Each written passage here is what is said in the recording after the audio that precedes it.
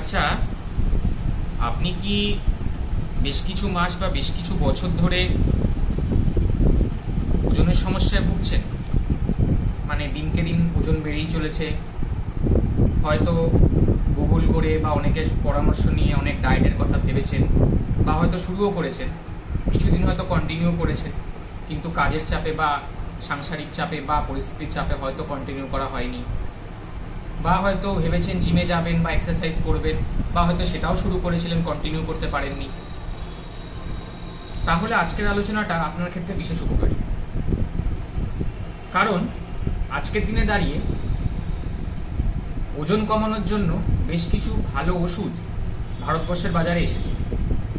তার মধ্যে একটি ওষুধ নিয়ে অলরেডি বেশ আলোচনাও শুরু হয়েছে। তো আজকে সেই ওষুধ দুটো সম্বন্ধেই একটু বিস্তারিত আলোচনার মধ্যে যাব। তো প্রথমটির নাম হচ্ছে GLP-1 অ্যাগনিস্ট, যার অ্যাকচুয়াল নামটা হচ্ছে সেমাগ্লুটাইড।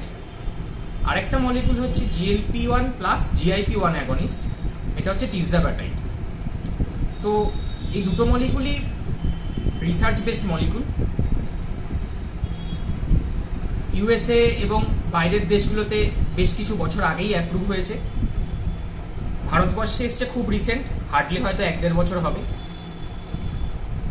তো এই ওষুধগুলোর ঠিক আগে আমাদের হাতে আক্ষরিক অর্থে ওজন কমানোর ওষুধ খুব একটা বেশি ছিল না। একটা ছিল বেশ কিছুদিন বা বেশ কিছু বছর ধরে, সেটার খুব একটা কার্যকারিতা দেখা যেত না। তো এই ওষুধগুলোর সম্বন্ধে এবার একটু বিস্তারিততা আসি। তো এগুলো কে বা কারা ইউজ করতে পারে? 1 নম্বর হচ্ছে কারেন্ট গাইডলাইন অনুযায়ী যাদের ডায়াবেটিস বা আদার কোমরবিডিটিস আছে এবং BMI 27-এর বেশি, ইন্ডিয়ানদের বলছি, তারা, এবং যাদের ধরুন অন্য কোমরবিডিটিস নেই, যেমন ডায়াবেটিস বা অন্য কোমরবিডিটিস নেই, এবং BMI 30-এর বেশি। এই ভ্যালুটা কিন্তু ইন্ডিয়ান ছাড়া অন্য অন্য পপুলেশনের ক্ষেত্রে চেঞ্জেস হয়। তো তারা এটা ইউজ করতে পারে। তো এটা কিভাবে ওজন কমায়? এই মলিকুলগুলো বেসিক্যালি আমাদের সেন্ট্রাল নার্ভাস সিস্টেমে অ্যাকশন করে, মানে আমাদের যে হাঙ্গার, মানে আমাদের ক্ষুধা, এটাকে বেসিক্যালি কমিয়ে দেয়।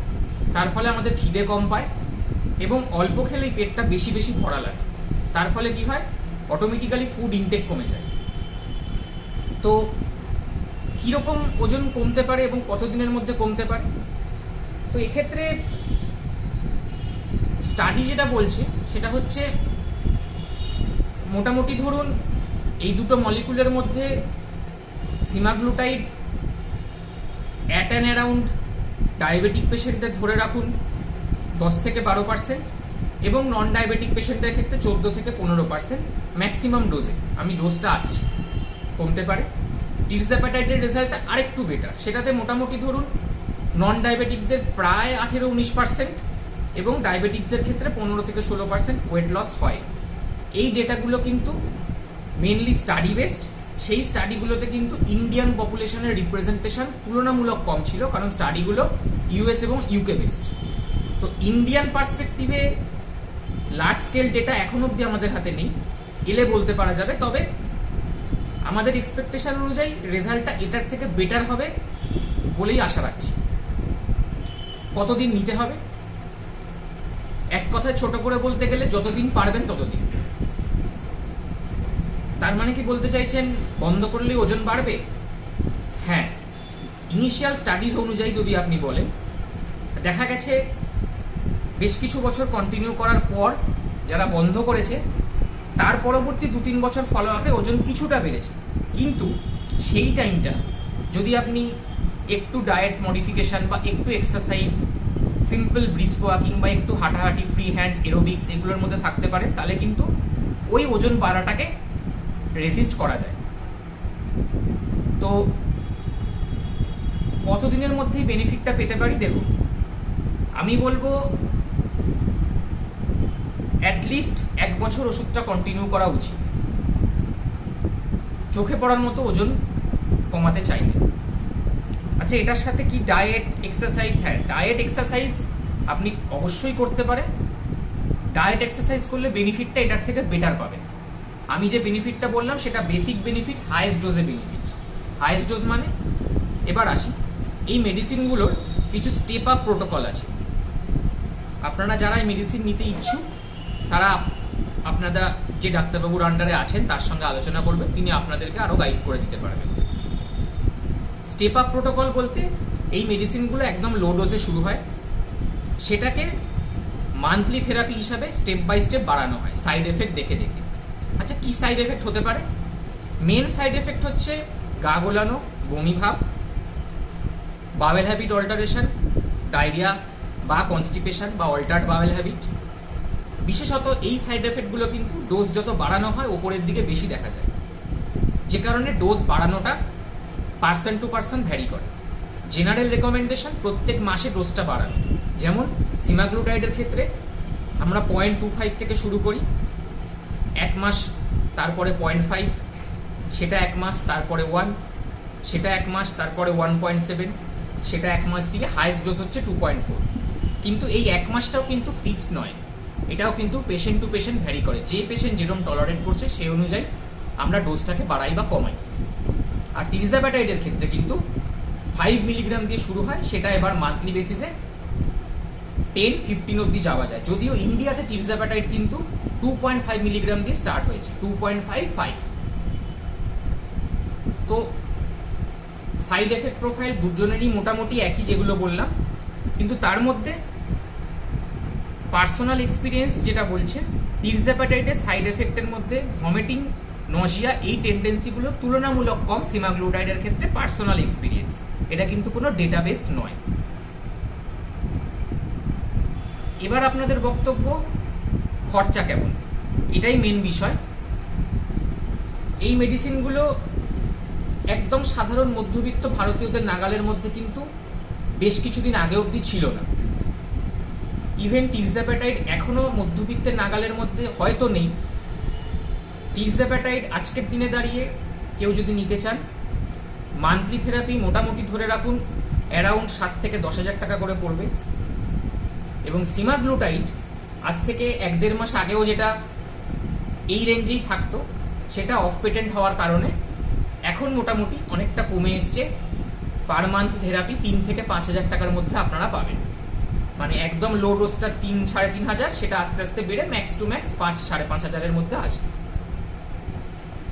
এগুলো কিন্তু ইনজেকশন থেরাপি, সপ্তাহে একটা করে নিতে হয়, ইনসুলিনের মতন পেটে নিতে হয়। মোটামুটি 2 থেকে 3 মাস গেলেই আপনি নিজে থেকেই বুঝতে পারবেন, অটোমেটিক আপনার খিদে কমে আসবে, ওয়েট লসটা আপনি স্টেডিলি নিজেই বুঝতে পারবেন রেগুলার ওয়েট মনিটরিং করে।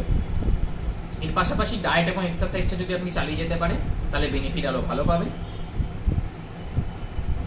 তো এই মেডিসিনগুলো যারা মনে করছেন শুরু করবেন, তারা যে ডাক্তারবাবুর আন্ডারে আছেন বা যে ডাক্তারবাবুকে দেখান তাদের সঙ্গে আলোচনা করে এই থেরাপিতে যেতে পারেন। ওজন কমানো ছাড়া আর কি কিছু বেনিফিট আছে? হ্যাঁ, অবশ্যই আছে।